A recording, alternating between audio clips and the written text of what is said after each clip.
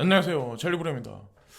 오랜만에 비트코인이 지지하는 와중에 사토시 마켓에 있는 여러 가지 알트코인이 상승을 해주면서 제 비트코인 개수도 약간 양이 늘어났어요. 그 중에 이제 눈에 돋보이는 게 이더리움 클래식이 많이 눈에 돋보이더라고요. 그래서 오늘은 좀 코인에 관해서 많이 중반부, 후반부엔 많이 다룰 거고 전반부에는 지금 현재 정치, 경제적으로 현재 전 세계가 돌아가는 어떤 그 상황에 관해서 뭐 요 근래 나와 있는 팩트적인 뉴스를 가지고 또 한번 이제 다뤄보려고 합니다. 그래서 보시다 보면 내가 투자한 코인들은 과연 개인의 시선으로 바라봐서 매수한 건지 아니면 기관 투자가의 시선으로 매수를 한 건지에 관해서도 여러분들이 구분을 아마 하실 수가 있을 거예요. 저는 뭐 여러분들 이미 아시겠지만 기관 투자가들 위주로 그런 시선으로 분명히 저도 접근을 했고 그 위주로 많이 말씀을 드렸었을 거예요 아마. 그래서 그런 관점으로 오늘 영상에서도 여러분들이 몰랐던 사실을 아마 제가 오늘 말씀을 드릴 건데, 일단 첫 번째는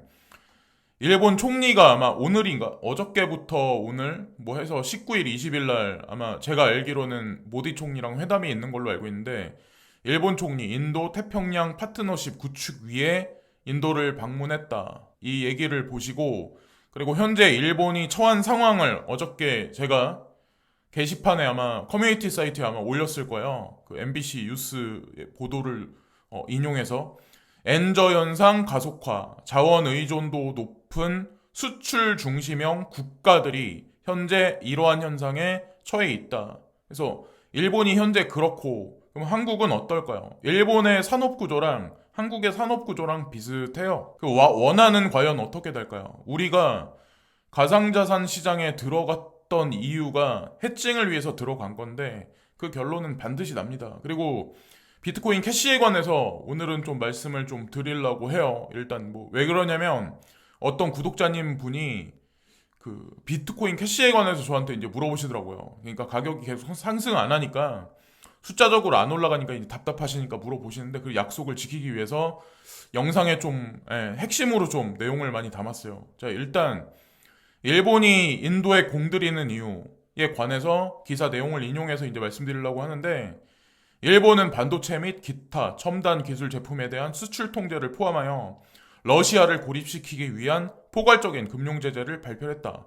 그러나 인도는 분쟁에 편을 들지 않고 유엔에서 러시아에 반대하는 투표를 하거나 블라디미르 푸틴 대통령을 비판하는 일을 자제했습니다. 왜 일본 총리가 인도로 들어갔을까요? 인도는 현재 중립이에요. 인도가 어떤 노선을 걷냐에 따라서 이번에 쿼드 방향성도 저는 나올 거라고 생각을 합니다. 거기다가 이제 중국도 마찬가지로 외교부 장관, 왕이 외교부 장관이 이번에 들어갈 거다. 3월 이내로 들어갈 거다라고 제가 말씀드렸잖아요. 분쟁이 1968년 이래로 종식됐다.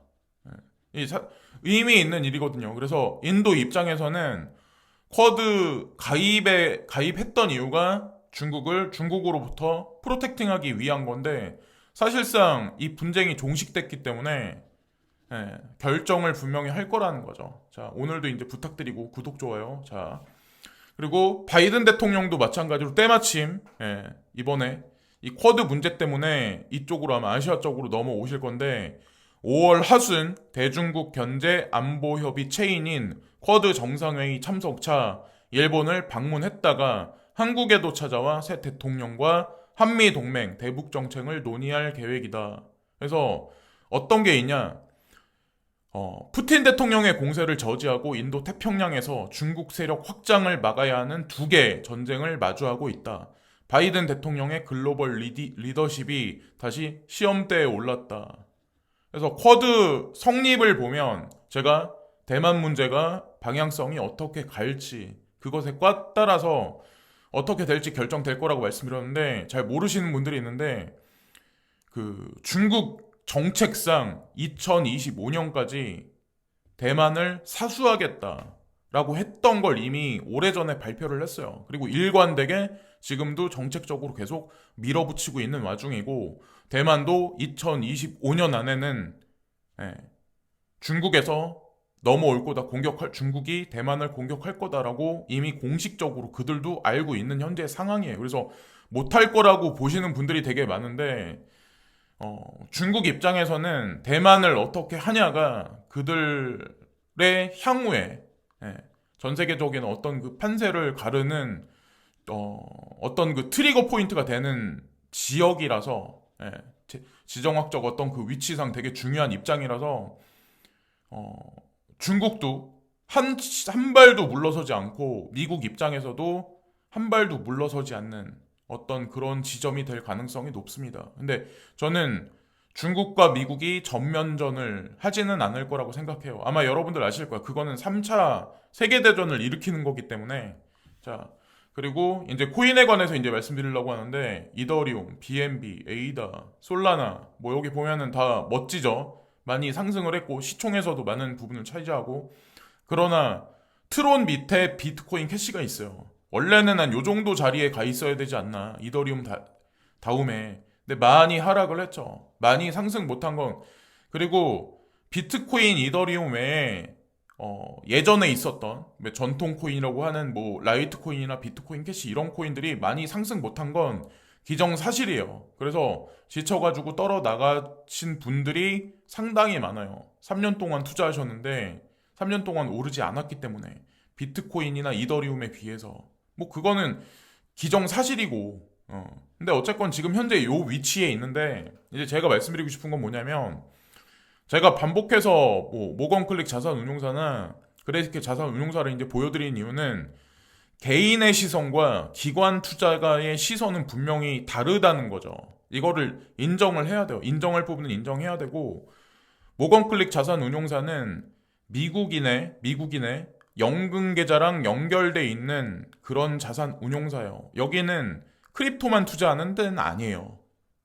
매크로적으로 다른 자산에도 또 투자를 많이 해요. 이거는 뭐 여기 나와 있는 건 디지털 에셋이라고 써 있는데 모건클릭 자산 운용사예요. 사실 디지털 자산 운용사가 아니라. 그러니까 얼마나 전 세계적으로 매크로적인 관점을 잘 알겠어요. 그런 사람들이 투자한 코인들이 여기 나와 있는 거예요. 비트코인, 이더리움, 카르다노, 아발란체, 폴카닷, 코스모스, 라이트, 비트코인 캐시, 유니스왑, 테조스. 근데 걱정할 게 뭐가 있냐는 거죠. 이들도 다 보는 눈이 있으니까 투자를 한 거고 그레이스케일도 마찬가지로 여기에 뭐 OTC 심벌에 비트코인 캐시를 넣어놨잖아요. 이게 빠진 게 아니잖아요. 자, ETF까지 보는 거예요. 그냥 ETF까지. 뭐 여기 나와 있는 코인 대부분 다 그리고 아직까지 못 간 코인도 있고 뭐 폭락한 코인도 있고 그렇긴 한데 어쨌건 다 ETF까지 보시면 전 그냥 마음 편하게 보시면 어떨까라는 생각을 합니다. 단 중요한 건 내가 투자하기 전에 충분한 분석을 거치고 무리하지 않은 선에서 투자를 하셨다면 제 말이 아마 긍정적으로 받아들이시겠지만 그냥 무지성으로 그냥 투자를 하신 분들 같은 경우는 아마 제가 이런 말씀 드리면 반발을 아마 사실 거예요. 뭐 그러나 어쩌겠어요. 지금 현재 상황에서 기다려야죠. 근데 다만 중요한 건 사라질 코인에 내가 투자하지 않았다는 것만 인지를 하시면 돼요. 근데 사람들이 내가 투자를 했는데 사라질 코인에 투자해 놓고도 그걸 모르는 사람들이 많다는 게 그게 진짜 문제지 않을까. 그리고 또 하나 이 개별적으로 OTC 심벌에 있는 코인들은 미국 증권거래위원회에 주기적으로 거래관에서 보고가 돼요. 그 왜 그러냐? ETF를 위해서 그 자료가 인덱스가 증권거래위원회에 쌓이고 있는 거예요. 이 사실은 아시라는 거죠. 이거는 제 개인적인 그게 아니에요. 개인적인 어떤 그 주장이 아니에요. 고집이 아니에요. 뭐 사실 그렇기 때문에 베리 실버트나 순앤샤인도 반복적으로 그런 얘기를 했었던 거고 특히나 여기 보면 뭐 그레이스케일 자산 운용사에 라지캡 펀드라고 있어요. 이거는 이제 다양한 코인의 인덱스를 종합적으로 해서 하나의 투자 상품을 만든 거거든요. 자, 여기도 들어가 있잖아요. 비트코인 캐시. 근데 걱정하실 필요가 없다니까요. 걱정하실 코인이 있고 걱정 안 하실 코인이 있어요. 이거는 중국 시장이 오픈되면 여기서 아마 비율이 달라지기 시작을 할 거예요. 여기로 이쪽으로 아마 비율이 많이 올라가지 않을까. 왜냐면 비트코인 캐시는 이따가 이제 제가 채굴하고 관련해서 이제 보여드릴 건데 중국 사람들이 꽉 잡고 있어요. 비트코인 캐시, 라이트코인, 뭐 요런 코인들 특히나. 근데 중국 시장이 언제 오픈하냐? 그게 문제라는 거죠. 어저께 영상에서 제가 대략적인 시기는 말씀을 드렸고 GDLC 퍼포먼스 가격적인 측면을 보시면 뭐 아시겠지만 형편없죠. 더블탑을 찍고 차트적인 관점 뭐 비트코인하고 비슷하게 그냥 현재 상황이 이래요. 그러니까 기관 투자가들도 물려 있다는 거죠. 사실 엄밀히 따지면 뭐 이들은 뭐 1년을 대놓고 매집을 하고 3년을 대놓고 매집을 하고 뭐 1년 동안 매도를 하고 이런 식으로 이제 자산을 운용하긴 하지만 어쨌건 이런 걸로 봐서는 지금 현재 뭐 별 볼 일 없죠. 그러나 그냥 한두 달 보고 일주일 보고 투자하는 사람들은 절대로 아니라는 거죠. 왜냐하면 이 이면에는 전 세계 다국적 기업의 대형 기관 투자가들, 아크 인베스먼트나 이런 사람들도 분명히 개입이 돼 있어요. 피델리티나 자, 그런 사람들이 바보일까요? 누구보다 똑똑한 슈퍼컴퓨터를 갖다 빅데이터를 기반으로 해서 매크로적인 관점에서 투자를 진행하는 사람들인데 그런 관점으로 보시면 어떨까라는 생각을 하고 또 비트코인 캐시에 관해서 뭐 예전에도 이런 자료를 제가 보여드린 적이 있는데 2020년 9월 28일 날 어떤 게 이제 트위터에 나왔었냐면 저도 이거를 아마 팀 드레이퍼가 공식적으로 비트코인 캐시를 많이 매집해야 된다라고 언급을 한 적이 있었어요. 이 사람이 갑자기 생뚱맞게. 근데 이 사람이 운영하는 자산이 10억, 이때만 해도 10억 달러였거든요. 10억 달러. 그게 작은 돈이 아니에요. 근데 이런 얘기를 했었는데 그때 무슨 얘기가 나왔냐면 이게 해킹당했다. 트위터 채널이 해킹당했다. 이게 거짓이었다라고 나왔었어요. 그러니까 9월 8일 날 나오고 그 다음에 어떤 얘기가 나왔냐면 9월 24일 날 팀 드레이퍼가 본인의 크립토커런시 포트폴리오를 공개를 해요. 공개를 해요. 근데 어떤 일이 있었냐면 이 사람이 공개한 포트폴리오에 실제로 비트코인 캐시가 있었어요. 그 얘기는 사실이었단 얘기죠. 트윗이 해킹된 게 아니라 비트코인 캐시, 테조스, XRP, 자 그리고 아라곤, 자 몇 개 되지도 않아요. 가지수가. 이분은 비트코인 막시멀리스트예요. 비트코인 막시멀리스트인 사람이 알트코인 몇 개를 투자했을 때는 분명히 다 이유가 있다는 거죠. 그래서 어쨌건 저도 이분이 언급했을 때 조금 더 매집을 했었어요. 사실은. 그리고 킴닷컴이라는 분이 있어요. 킴닷컴. 이 사람도 이제 IT 업계에서는 전 세계적으로 영향력을 행사하는 인플루언서 중에 한 분이거든요. 근데 덩치가 어마어마하게 커요. 키도 크고. 근데 이분이 이제 특별히 뭐 비트코인 캐시에 관한 옹호론자로 어느 순간 탄생해서 나타나기 시작해서 로저버 외에 좀 비트코인 캐시에 관해서 언급을 되게 많이 했었거든요, 사실은. 그 영상을 아마 여러분들이 유튜브를 찾아보시면 이 사람이 제작한 영상이 있는 걸 아마 확인하실 거예요. 중국 사람들 보라고. 거기다 자막을 중국어까지 달아가지고. 근데 이 사람이 주장하는 바는 뭐냐면 비트코인은 전송 속도와 그리고 수수료가 너무 비싸다. 그런 면에서 실생활에 캐시로 진짜 사용할 수 있는 거는 비트코인 캐시가 될 가능성이 높다라고 주장하면서 본인도 투자를 많이 했다라는 언급을 이 시절에 되게 많이 했었어요. 2021년 초반에 1분기에 얼마까지 갈 거다라고 얘기를 했긴 했지만 그렇게 가진 않았어요. 그러나 어쨌건 지금도 활동을 하고 있어요. 이분. 그래서 뭐 앨런 머스크를 이렇게 트윗상에서 대동하면서 이제 언급을 좀 하긴 했었는데 뭐 옹호했죠. 앨런 머스크도 분명 지금 현재는 도지코인을 밀고 있는 건 사실이긴 한데 실제 결제에서는 실제로 라이트코인이나 비트코인 캐시 이런 게 비트코인보다 쓰여질 가능성이 높긴 해요. 인프라도 현재 찾아보시면 아시겠지만 그렇게 깔리고 있고 그리고 5월달인가 아마 제가 알기로 스마트 BCH라고 해가지고 BCH를 조금 더 이제 그 플랫폼 코인으로 만들기 위해서 지금보단 좀 약간 확장성을 높이기 위해서 그게 시작된 지가 좀 됐는데 메인넷이 아마 5월달에 있는 걸로 알고 있어요. 제가 알기로. 그래서 그게 가격적인 퍼포먼스에서 어떤 구현을 할지 모르겠지만 어쨌건 그 사실은 알아두시라는 거고 실제로 비트고에 여기 세틀먼트하고 관련돼 있는 코인들이 몇 개 있어요. 비트코인, 비트코인 캐시, 라이트코인 그리고 이더리움 있고 달러가 있어요. 자 여기 달러가 있어요. 결제랑 관련 있는 코인들만 모아 묶어 놓은 거예요. 그럼 그렇게 따졌을 때 킴닷컴이 언급한 게 일리가 있는 거죠, 사실은. 자, 다른 코인은 여기 들어가 있지 않죠. 비트고는 전 세계 대형 거래소들이 다 사용하고 있는 콜드 스토리지 플랫폼이라고 보시면 돼요. 예. 그래서 어쨌건 저는 그냥 근간으로 해서, 자, 뭐 현실적인 팩트를 근간으로 해서 그냥 저는 이제 제 뭐 어떤 견해를 말씀드리는 거고, 판단은 뭐 각자가 이제 알아서 하시면 전 될 거라고 생각하고, 그리고 뭐 제가 예를 들어서 뭐 러시아에 관해서, 중국에 관해서 어떤 사실을 가지고 언급을 드리면 저한테 왜 자꾸 미국을 디스하냐라고 보시는 분들이 있는데, 제가 한 가지 뉴스만 보여드릴까요? 여기 단독 반기문 미국, 중국, 일본, EU 특사 보내는 게 좋겠다. 조언에 윤, 경청, 4달 파견 가능성. 왜 반기문 이분은 왜 중국을 여기 드러났을까요? 예. 개인들은 여기서 미국, 특히나 미국을 좋아하죠. 근데 중국과 일본에 왜 특사를 파견해야 된다고 왜 언급을 할까요? 예. 윤 당선인한 분한테 왜 이렇게 언급을 할까요? 개인의 시선으로 바라봤을 땐 중국하고 일본에 특사를 파견할 필요가 없어요. 근데 이거는 개인의 사상에 따른 그냥 개인적인 시선일 뿐이야. 국익하고는 상관이 없는 거예요. 국가를 돌리려면 무역 수지를 봐야 돼요. 수출, 수입 관계에서. 그리고 우리나라가 자원이 어떤 면에서 빈약하니까 중국하고는 끊으면 안 되겠다. 미국하고는 이쪽에선 실리를 챙겨야 되겠다.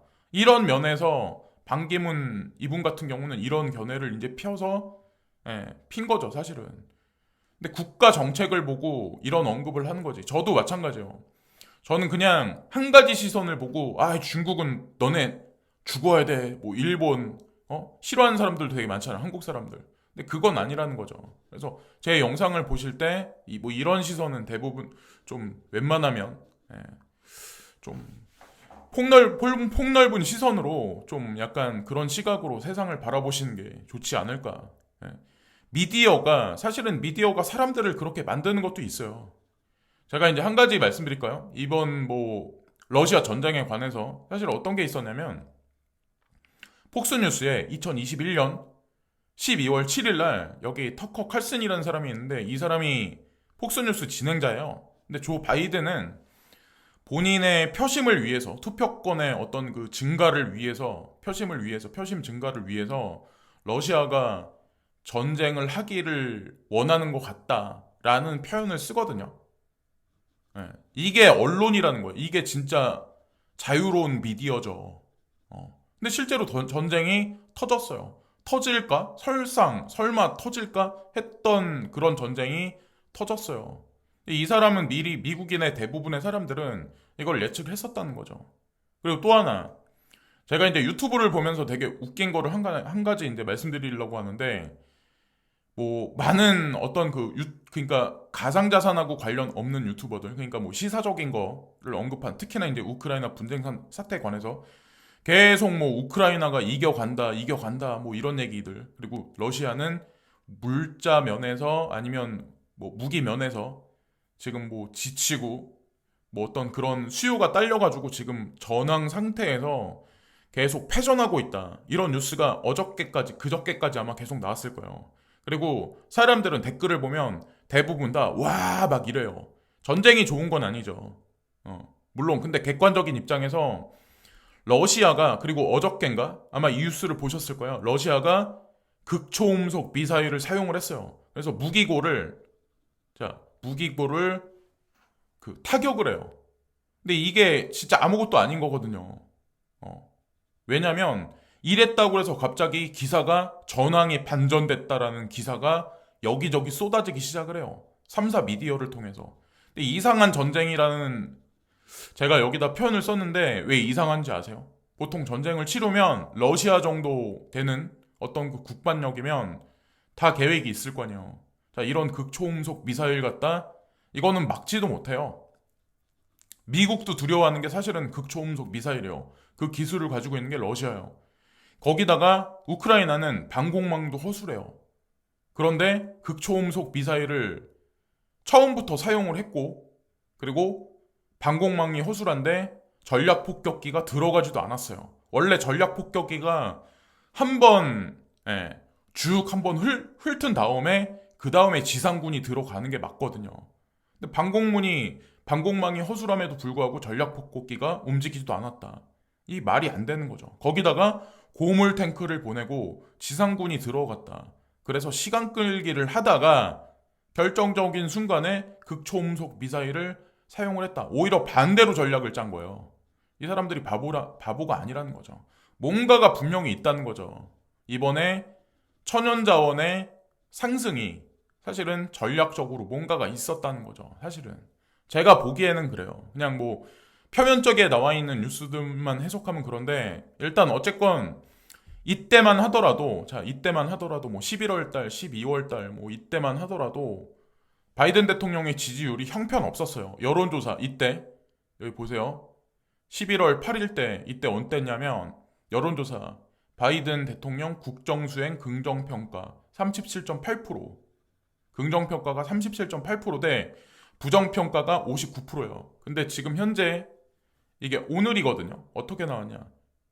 부정평가가 53%로 줄었어요. 긍정평가가 42%로 늘어났어요. 자, 여기 보이시죠? 요거랑 비교해서 지금 늘어났죠. 지지율이. 그럼 실제로 왜 우크라이나에 지금 미군이 들어가지 않냐? 그 결과를 우리가 왜 그런지 아마 아실 거예요. 옆에서 어떻게 보면 바이든 대통령은 이 보세요. 이 본인한테 지금 득이 되는 거죠. 지지율이 긍정적으로 서서히 변하고 있잖아요. 자, 그리고 제가 MBTI를 어떻게 하다가 이제 뚜아뚜지 제가 그 유튜브를 보거든요. 간간히 제가 이제 그 친구들 어릴 때 아기 때부터 계속 봐와가지고 즐겨 봐와가지고 근데 MBTI 검사가 나오길래 저도 이게 뭐지 하다가 MBTI 검사를 한번 해봤는데 이게 나왔더라고요. 대담한 통솔자 NTJ-A라고. 장점과 단점이 있어요. 제 성격상. 근데 어쨌건 저는 MBTI가 이게 나왔더라고요. 보니까.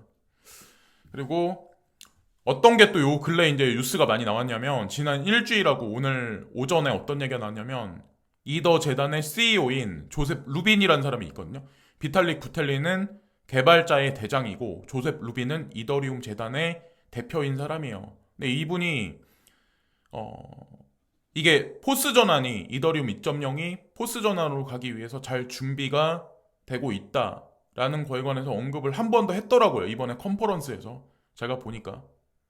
그래서 어쨌건 이게 늦춰지지만 않는다면 이더리움도 뭐 이슈를 타고 순조로운 상승이 있을 거고 지금같이 순조로운 상승이 있을 거고 나머지 ERC20 알트코인들도 순조로운 상승이 있어서 좋겠지만 뭐 만에 하나 연기한다란 얘기가 나오면 이거는 진짜 엄청 안 좋은 악재로 작용할 가능성이 되게 높거든요. 그래서 어쨌건 이런 얘기를 했어요. 조셉 루빈이. 빠르면은 6월달, 늦어도 9월달 안에는 포스가 마무리될 거다. 그러면 제가 채굴자들이 많이 이더리움에서 떨어져 나가서 이더리움 클래식 쪽으로 많이 옮겨올 거다라고 계속 주장해서 계속 언급을 드렸었죠. 그게 아마 가격적인 퍼포먼스로도 분명히 이클에 작용을 할 거고 여기 메사리 분석가가 지켓이 4월 중대 업그레이드 예정했다. 헤일로2 도입할 거다. 뭐 이거는 기존에 제가 영상에서 언급해서 이제 말씀드렸는데 실제로 지켓이 로드맵 그 사이트를 여러분들이 찾아보시면 진짜 실제로 한 달여 남았어요. 현재. 근데 큰 기대는 안 해요. 여러분들 뭐 아시겠지만 큰 기대를 하면 항상 뒤통수를 맞고 항상 그런 게 코인 시장 때문에 그냥 이렇게 진행되고 있구나. 뭐 그냥 뭐 오르면 좋고 이런 마음이 좀 편하지 않을까. 그래서 이번 이 업그레이드가 지켓이 입장에서 상당히 중요하다. 뭐 이미 뭐 지켓이 투자하고 계신 분들은 알고 있는 사실이지만 어쨌건 메사리 분석가가 이런 거에 관해서 한번 언급을 했다. 이런 관점에서 한번 말씀드리고 그리고 2022년 1월 19일 그러니까 얼마 안 됐죠. IRA, 아이트러스트 캐피탈 여기 써 있는데 그 연금 계좌하고 관련돼 있는 자산 운용사거든요. 자산 투자 플랫폼이거든요. 여기는. 그럼 얼마나 더 진중할까요? 근데 여기서 이제 10억 달러 이상으로 끌어옵니다. 뭐 이런 얘기 나오는데 이게 세금 공제랑 관련 있는 사이트예요. IRA가. 여기 아이트러스트 캐피탈이라고 여기 써있죠. 그러니까 연금 계좌를 운용하면서 세금 공제를 코인하고 관련해서 세금 공제를 받을 수 있는 유일한 플랫폼으로 보시면 되고 아이트러스트 캐피탈은 코인베이스 커스터디를 사용을 해요. 그래서 다 검증이 끝난 코인들인데 제가 이거를 오늘도 이제 보여드리는 이유는 내가 투자한 코인이 과연 진짜 실제로 끝까지 갈 수 있나 뭐 이런 관점에서 보시면 된다는 거죠. 에이다, 베이직 어텐션, 엔진코인, 알고랜드, 코스모스, 테조스, 커브, 솔라나, 아에브, 폴리곤, 연파이낸스, 스시, 그리고 컴파운드, 유니스왑, 스텔라, 이오스. 자, 이오스도 어쨌건 제가 보니까는 세력들은 버리진 않았더라고요, 아직까지. 여기 있다는 얘긴 그렇고 비트코인 캐시, 뭐 사람들이 많이 걱정한 도지코인도 사람들이 많이 걱정하죠. 라이트코인, 폴카다, 체인링크, 이더리움, 비트코인, 아발란체, 메이커, 쉬바, 그리고 마나코인, 엑스 인피니티, 뭐 요렇게 다 괜찮은 코인들이 나와 있네요. 그리고 이더리움 클래식 리덕션 카운트다운이 제가 예전에도 이제 말씀드렸었는데 5월 1일 날 이게 진행이 돼요. 그래서 채굴을 하면 3.2개에서 2.56으로 20%가 감소되거든요. 그래서 포스랑 만약에 맞물려지면 지속적인 상승이 어느 시점까지 분명히 올 거고 맞물려진다면 뭐 아니라면 그냥 단기적인 상승으로 끝날 가능성이 높죠. 근데 저는 베리 실버트가 얘기한 거를 근간으로 해서 저도 이제 조사를 많이 해봤고 저도 추천드렸던 이유가 진짜 장기적인 측면에서는 그냥 뭐 이게 뭐 몇십만 원 간다 이게 아니라 그냥 이더리움하고 근사치로 수익률을 어느 정도 주지 않을까란 어떤 그런 생각으로 저도 이제 투자를 했던 거거든요. 진짜 장기적인 관점에서. 그래서 매수 권유는 아니고 오늘도 이제 말씀드렸는데 매수 권유는 아니고 투자자 위주 물려 계신 분들 그걸 보시면서 투자를 하시면 아마 인생이 바뀌는 그런 시점이 반드시 올 겁니다. 2년마다 리덕션이 20%씩 진행이 돼요. 20%씩. 자, 그래서 제가 채굴 코인을 좋아하는 이유가 밤감기도 있고 특히나 이더리움 클래식은 자, 리덕션 어떤 그런 메커니즘도 있으니까. 그리고 사람들이 이제 중국이 비트코인 이쪽에서 이제 떠났다, 힘을 잃었다라고 보시는 분들이 되게 많은데 여기 보시면 아직도 해시레이트에서 많은 양을 차지를 해요. 중국에서 떠나서 채굴을 하지만 이들이 다 관여가 돼 있다는 거죠. 풀린, 엔트풀, F2풀, 바이낸스풀, 비아BTC, BTC.com 다 중거거든요. 여기 보면은 거기다가 높아요. 또 18.12, 16.10, 15.43. 근데 파운더리 USA는 10.06이에요. 예전에 아마 1위 자리 잠깐 차지한 걸로 알고 있는데 어쨌건 지금 현재 아직도 중거 애들이 그러고 있어요. 여기서 지금 이러고 있어요. 그래서 어쨌건 이중적이라는 거, 이중성을 여러분들이 간과하면 절대 안 되고 이 시장에서 사라졌다라고 보시면 뒤통수 맞는다는 거죠. 비트코인 캐시 한번 볼까요? 비아BTC 이거는 진짜 완전히 중국판이에요.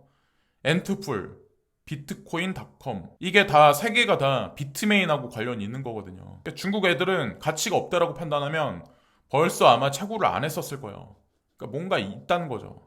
그래서 저도 그냥 가지고 있어요. 올라가든 안 올라가든 뭐 장난을 치든 안 치든 결국에는 어떻게 될 거라는 걸 알기 때문에 그걸 알기 때문에 라지캡 펀드에도 그레이스케 자산운용사가 넣어놓지 않았나. 그래서 ETF를 보기 위해서 비트코인 캐시도 그냥 인덱스를 계속 올리고 세계 증권거래위원회에다가 계속 올리고 있는 게 아닐까라는 생각을 합니다. 이게 다 사실은 중국하고 관련 그리고 SBI 크립토닷컴이라고 여기 써 있는데 이거는 소프트뱅크죠. 사실 비하인드에는 소프트뱅크랑 비트메인이랑 또 관련이 돼 있어요. 투자 관계가 또 성립이 돼 있어요. 그리고 라이트코인 풀, 비아BTC, F2풀, 풀린, 엔트풀 다 중거예요. 사람들이 뭐 비캐, 라이트코인, 뭐 이더리움 클래식 다 망했다고 사람들이 망하는 코인들이 과연 향후에 살아남을 수 있을까요? ETF까지 갈 수 있을까요? 개인들은 안 될 거라고 생각을 하고 시세 증폭도 없을 거라고 판단하지만 진짜 이 채굴에서 주도적인 사람들 되게 오랫동안 채굴에 몸담았던 사람들이 채굴을 지금까지 하고 있다는 건 과연 뭘까요? 어떤 건 의미할까요? 그래서 오늘도 뭐 이런저런 상황에 관해서 그리고 코인에 관해서 짜잘짜잘하게 이제 말씀을 드렸는데, 오늘도 시청해 주신 많은 분들께 고개 숙여 감사를 드리고요. 마지막으로 좋아요 한 번씩 눌러주시면 진심으로 감사하겠습니다. 오늘 일요일이네요. 오늘도 건강한 하루 보내시고요. 가족과 좋은 시간들 보내세요. 오늘도 시청해주신 많은 분들께 고개 숙여 진심으로 감사합니다.